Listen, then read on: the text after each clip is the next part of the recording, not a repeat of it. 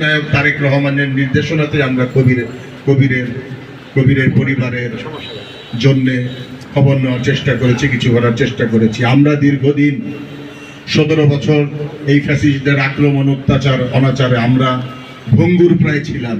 ওই জায়গা থেকে আমরা ঘুরে দাঁড়িয়েছি। একটা মানুষ কতটা ত্যাগ করলে, একটা মানুষ সাংগঠনিক পরিক্রমায় কতটা উত্তীর্ণ হলে একজন সঠিক সংগঠক হতে পারে, তার এক প্রমাণ, অন্যতম প্রমাণ আব্দুল্লাহ কবির। আব্দুল্লাহ কবির একদিনে গড়ে উঠে নাই। ইউনিট পর্যায়ে ছাত্রদল করেছে, রাজনীতির প্রত্যেকটি ধাপ আব্দুল্লাহ কবির অতিক্রম করেছে। ছাত্রদল করেছে ইউনিট পর্যায়ে, থানা ওয়ার্ড পর্যায়ে, তারপরে থানা পর্যায়ে।